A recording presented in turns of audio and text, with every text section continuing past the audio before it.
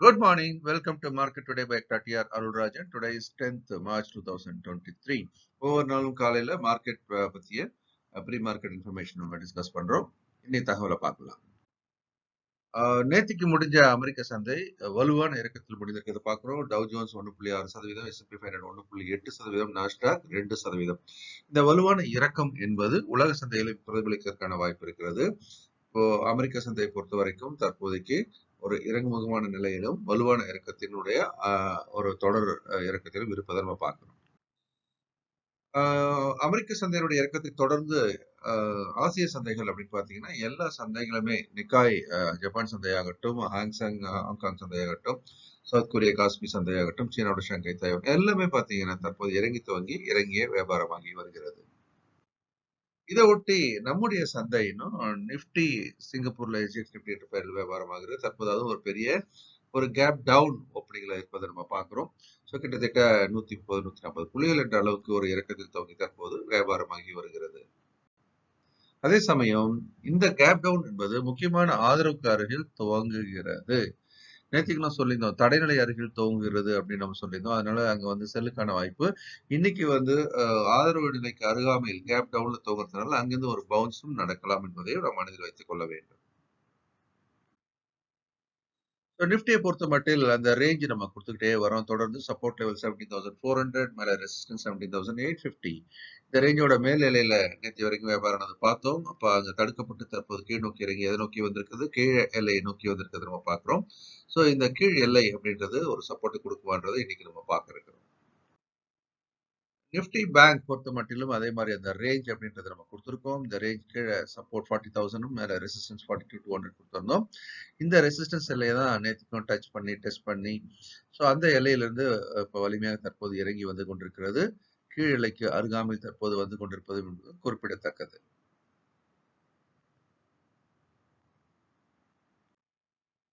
Macro economical factors அப்படின்னு நம்ம பார்க்கும்போது யூஎஸோட 10-year பாண்ட் ஈல்ட் அப்படின்றது கொஞ்சம் குறைஞ்சிருக்கிறத பார்க்குறோம். 3.83. அப்போ இந்த 4ல இருந்து கொஞ்சம் கீழே இறங்கி இருக்கிறது ஒரு சாதகமான அம்சம் தான். டாலர் இண்டெக்ஸும் பார்த்தீங்க அப்படின்னா மார்ஜின்லி டவுன் 105.32ல இருக்குது.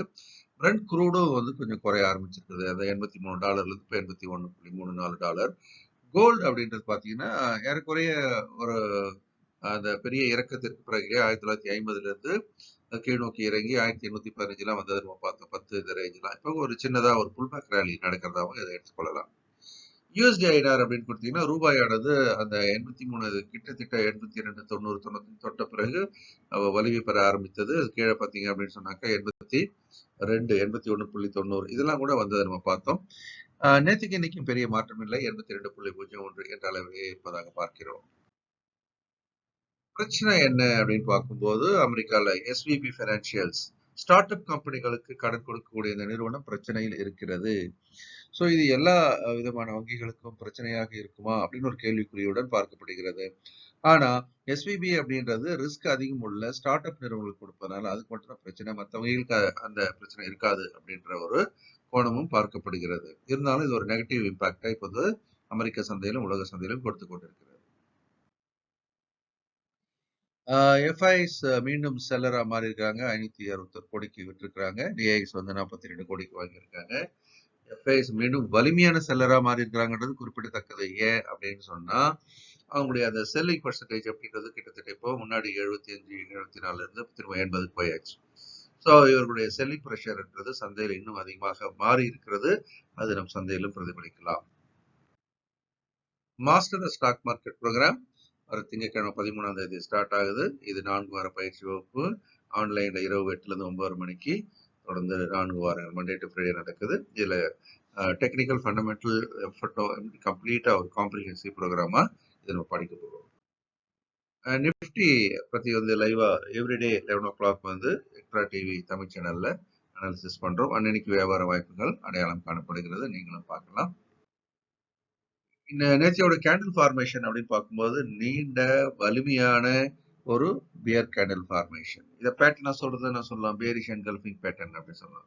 செல்லிங் ப்ரெஷர் ஹெவி ஆயிடுச்சு. இப்போ மேல 17,850 ஸ்ட்ராங் சீலிங், அதுக்கு மேல போறதுக்கு இப்போதைக்கு வாய்ப்பு இல்லை இல்லை இல்லை.